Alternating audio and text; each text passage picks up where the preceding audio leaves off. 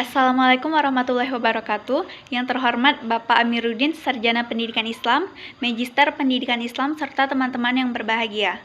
Perkenalkan, nama saya Mardiana dari kelas 2 MPIA 1, NIM 20201531316. Di sini saya akan mempresentasikan hasil ujian semester saya mata kuliah Filsafat Umum. Baiklah, memasuki materi.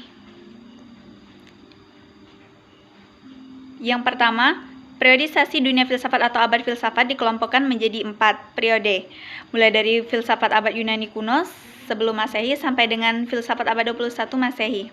Yang sekarang masing-masing periode mempunyai karakteristik atau ciri khas objek kajiannya masing-masing.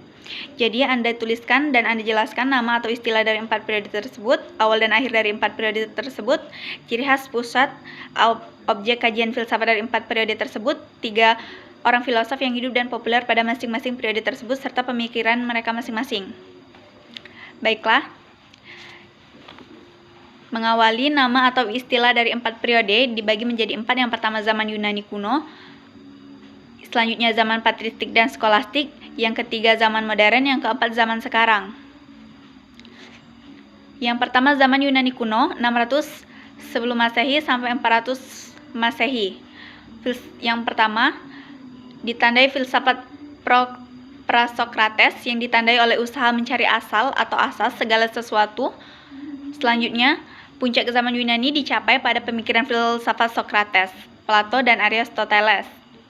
Selanjutnya, Sokrates menyumbangkan teknik kebidanan, memetika teknik dalam berfilsafat. Selanjutnya, Plato menyumbangkan ajaran tentang idea. Selanjutnya, Aristoteles menganggap Plato gurunya telah menjungkir balikan segalanya. Selanjutnya, zaman Yunani kuno ini pasca Aristoteles ditandai oleh 3 aliran pemikiran filsafat, yaitu Stoicisme, Epikurisme, dan Neoplatonisme. Tokoh-tokoh pada zaman Yunani kuno ini ada Sokrates, Plato, dan Aristoteles. Selanjutnya, zaman patristik atau para bapak gereja. Pemikiran filsafat para bapak gereja Katolik mengandung unsur Neoplatonisme. Pada zaman ini diawali dengan bapak gereja yang berusaha keras menyoroti pokok-pokok man Kristiani dengan cara membuat pembelaan nalar atas aneka serangan. Namun pada dasarnya Allah menjadi pokok bahasan utamanya. Dan dalam penegasan oleh Agustinus 354 sampai 430 Masehi bahwa manusia tidak sanggup mencapai kebenaran tanpa terang dari Allah. Lalu Agustinus menerima penafsiran metaforis atau figuratif atas kitab Kejadian yang menyatakan bahwa alam semesta dicipta oleh creatio ex nihilo dalam 6 hari. Dan hari ke-7 Allah istirahat setelah melihat semua itu baik adanya. Tokoh-tokoh filosof yang terkenal pada masa ini ada Justinus Martyr, Atahinius, dan Clement. Ciri khas zaman ini di mana pokok iman Kristiani dinyatakan dalam syahadat Imam Rasuli. Selanjutnya zaman skolastik. Zaman skolastik terbagi menjadi 2 tahap. Yang pertama zaman skolastik timur yang diwarnai situasi dan komunitas Islam di Timur Tengah pada abad 8 sampai 12 Masehi. Selanjutnya yang kedua ada zaman skolastik barat abad 12 sampai dengan 15 Masehi yang diwarnai oleh perkembangan dari Eropa. Selanjutnya di zaman ini mazhab Mu'tazilah 725 850 sampai 1225 Masehi yang meminjam konsep pemikiran Yunani dan melihat akal sebagai pendukung iman. Selanjutnya, mazhab falsafah pertama 830 sampai 1037 Masehi yang berhaluan Neoplatonisme dan Aristoteles. Selanjutnya, mazhab pemikiran ketiga disebut pula keenam Ashari, berpusat di Baghdad dan bercorak atomisme. Selanjutnya, jauh dari pusat Khilafah Abbasiyah di Timur Tengah, ciri khas filsuf di sini pada umumnya menolak haluan antirasional Al-Ghazali. Selanjutnya, periode skolastik barat yang dimana otonom filsafat yang bertumbuh pada akal yang merupakan salah satu kodrat manusia yang dipertahankan. Selanjutnya yang ketiga zaman modern ditandai dengan berkembang pesatnya di bidang ilmu pengetahuan, politik, dan teknologi. Filsuf zaman ini ada Leonardo da Vinci, Nicolas Copernicus, Johannes Kepler. Ciri khas ditandai dengan perubahan dalam bentuk kesadaran. atau pola berpikir. Yang keempat, zaman sekarang. Filsafat zaman sekarang dimulai sejak munculnya rasionalisme lewat pemikirannya Descartes, seorang filsuf terkemuka. Tokohnya ada Thomas Hobbes, John Locke, dan Karl Marx. Yang kedua, soal kedua, salah satu periode filsafat adalah abad pertengahan. Pada periode ini, filsafat di belahan dunia barat mengalami kemunduran dibandingkan dengan periode sebelumnya, sehingga abad ini juga dikenal dengan istilah abad kegelapan. Namun di belahan dunia Islam, filsafat mengalami kemajuan yang sangat pesat, sehingga pada periode ini juga dikenal dengan istilah abad kegelapan. Namun di belahan dunia filsafat mengalami kemajuan yang sangat pesat, sehingga dalam periode ini bermunculan para filosof Islam atau filosof muslim. Anda tuliskan dan jelaskan mengapa abad pertengahan disebut juga dengan abad kegelapan dan apa yang terjadi dengan filsafat pada saat itu. Jawabannya, karena filsafat hanya dipakai sebagai operasionalisasi eksistensi Tuhan yang mengakibatkan ilmu pengetahuan tidak berkembang, aktivitas dan metode belajar bersifat diskusi dan interaksi yang menargetkan mahasiswanya untuk kreatif membangun argumen yang menggunakan mata kuliah ini bahasa Indonesia. Yang B, mengapa dan bagaimana filsafat Islam pada abad itu bisa mengalami perkembangan yang pesat? Apa yang dilakukan para penguasa dan filosof muslim pada saat itu? Karena ilmu pengetahuan Islam abad pertengahan memiliki maksud yang praktis serta memiliki tujuan pemahaman, para filosof masa itu berpikir keras dan menentukan konsep kajian filsafat yang digunakannya.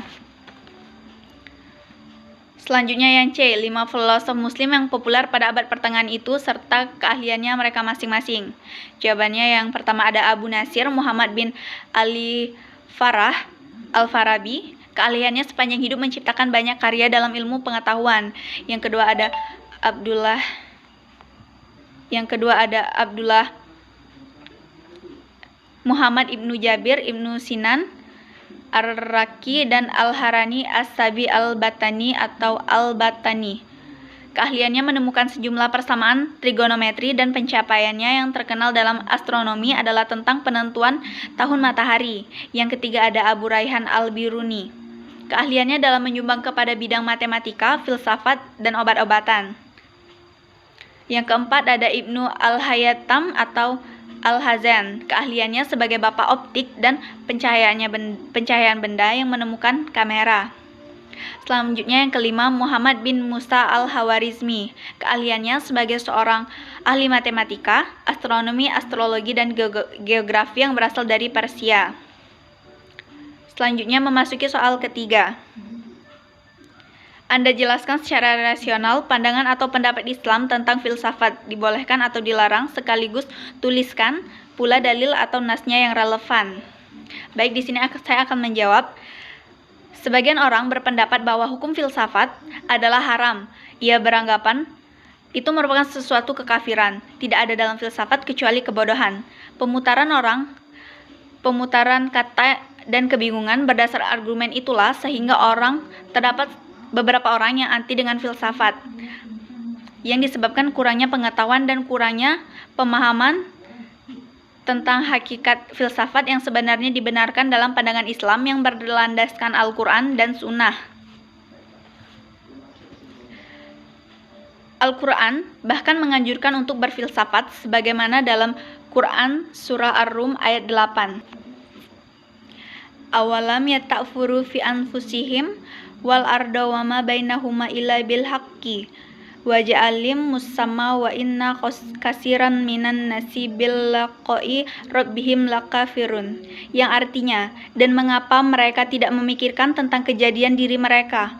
Allah tidak menjadikan langit dan bumi dan apa yang ada di antara keduanya melainkan dengan tujuan yang benar, waktu yang ditentukan, dan sesungguhnya kebanyakan di antara manusia benar ingkar akan pertemuan dengan Tuhannya.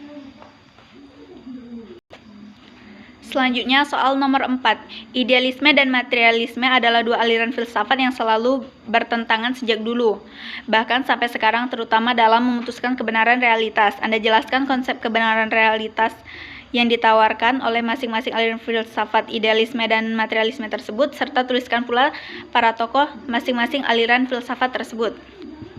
Idealisme dan materialisme, konsep kebenaran realitas yang ditawarkan masing-masing aliran filsafat tersebut dan tokoh-tokohnya.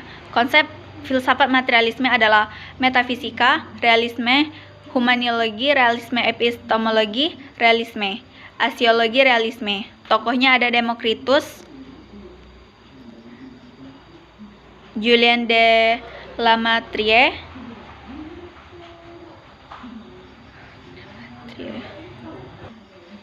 selanjutnya ada Ludwig Feuerbach dan Karl Marx. Dan konsep filsafat aliran idealisme yaitu pengetahuan dan kebenaran adalah ide.